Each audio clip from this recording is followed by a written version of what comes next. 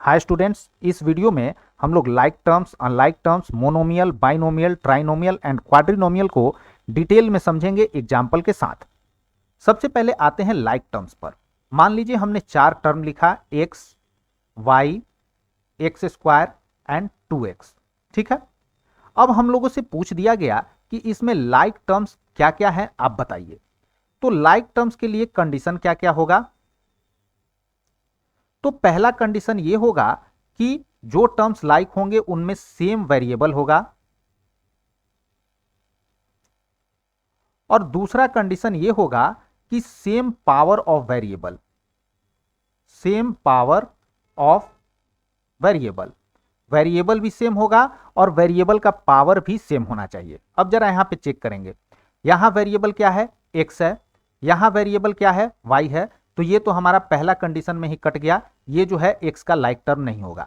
यहां भी वेरिएबल हमारा एक्स ही है और यहां भी वेरिएबल हमारा एक्स ही है, यानी कंडीशन नंबर 1 के तहत ये तीनों हमारा जो है वो लाइक टर्म्स होगा। अब कंडीशन नंबर 2 पर चेक करेंगे, सेम पावर ऑफ वेरिएबल। यहां एक्स का पावर क्या है? 1 है, यहां x का पावर क्या है? 2 है, यानी ये दोनों आपका क्या होगा? लाइक टर्म्स नहीं होगा। यहां भी x का पावर क्या है? 1 है, यानी ये दोनों जो है वो आपका लाइक टर्म्स होगा। क्यों? क्योंकि इन दोनों का पावर भी सेम है वेरिएबल का और साथ ही साथ वेरिएबल भी सेम है। तो लाइक टर्म्स का कंडीशन क्या क्या हुआ?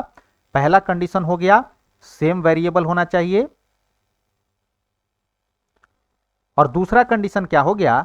तो same power of variable, same power of variable. ठीक है, अनलाइक टर्म्स क्या हो गया? तो जो भी टर्म्स आपके लाइक नहीं होंगे वो आपके क्या हो जाएंगे?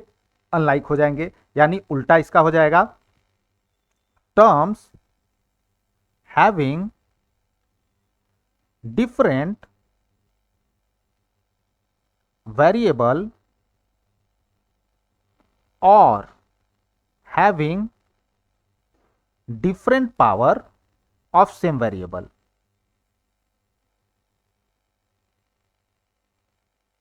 Same variable. ठीक है, जैसे यहां पे x और y जो हमारा है, यहां पे वेरिएबल हमारा x है, यहां पे वेरिएबल y है, तो यहां तो वेरिएबल अलग अलग हो गया, इसलिए ये हमारा क्या हो गया? अनलाइक टर्म्स हो गया।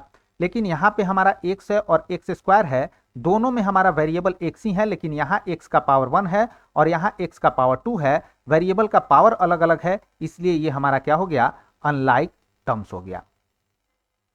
ठीक है, अब आते हैं कि मोनोमियल एक्सप्रेशन किसको कहेंगे। तो एन एक्सप्रेशन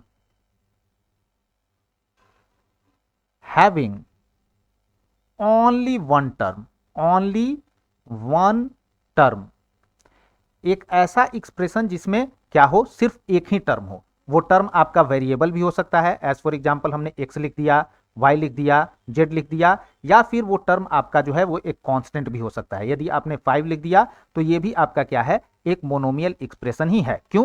क्योंकि यहां पे सिर्फ आपका एक टर्म है। वही यदि आप क्या करते हैं, x प्लस 3x मान लीजिए लिख दिया, और किसी ने आपसे पूछ दिया कि ये आपका मोनोमियल है, बाइनोमियल है, ट्राइनोमियल है, क्वाड्रिनोमियल है, क्या है? तो x और 3x आपका क्या है? ये दोनों आपका लाइक टर्म्स है।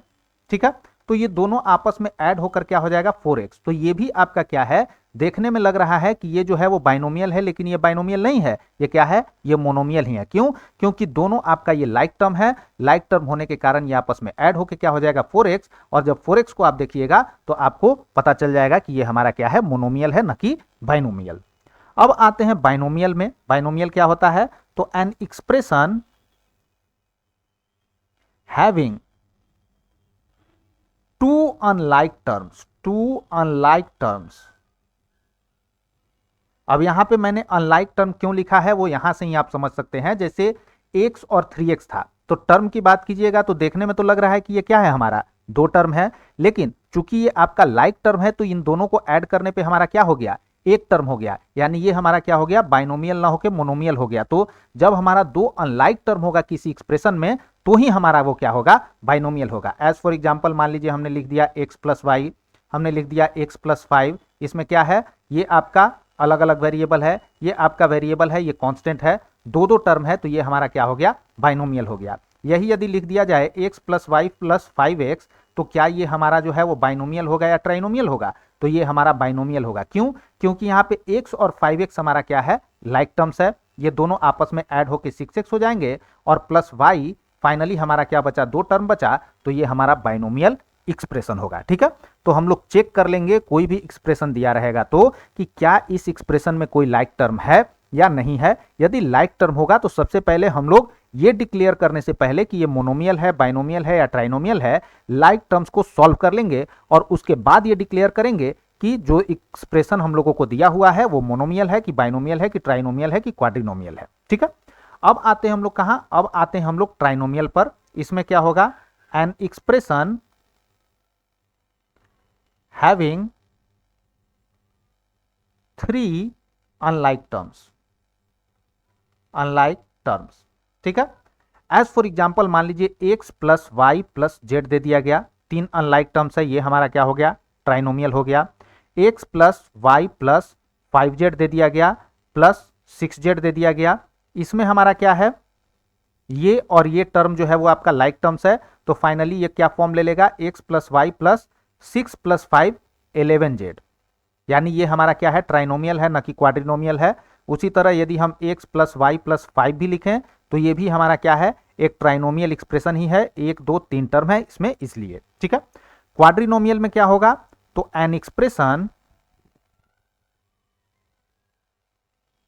Having 4 unlike terms.